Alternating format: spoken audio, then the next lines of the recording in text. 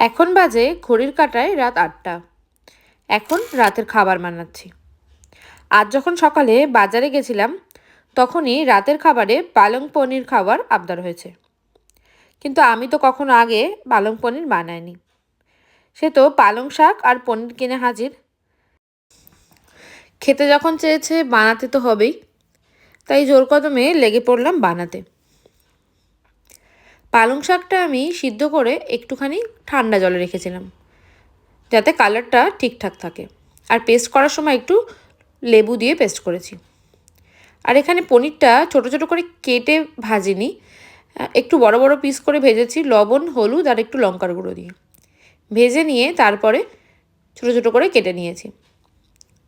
অনেকে দেখেছি পালক পনির না ভেজেও করে, কিন্তু আমি ভেজেই করলাম। আর মশলাগুলোকে গোটাই একটু তেলে ভেজে নিয়ে এগুলোকে পেস্ট করে নিয়েছি। খুব একটা কিছু ঝামেলার নয় দেখলাম, অনেকটা তাড়াতাড়ি হয়ে গেল রান্নাটা।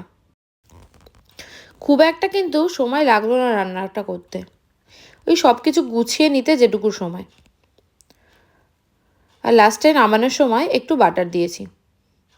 এখানে আর একটু ফ্রেশ ক্রিমও দেওয়া যায়, কিন্তু ফ্রেশ ক্রিমটা আর আমি দিলাম না, আর ঘরে আমার ফ্রেশ ক্রিম ছিলও না। আর পালক পনিরের সাথে কি হবে জিজ্ঞেস করতে বললে লুচি বা পরোটা কোনো একটা কিছু করতে, তাই আমি লুচিই বানালাম। এখানে আটা ময়দা একসাথে মিশিয়ে নিয়ে সাথে একটু জোয়ান দিয়ে ভালো করে ময়ম দিয়ে মেখে তারপরে লুচি বানিয়ে নিলাম। প্রথমবার বানালেও পালং পনিরটা খেতে কিন্তু খুব ভালো হয়েছে, আর লুচি দিয়ে খেতে দারুণ লাগছিল।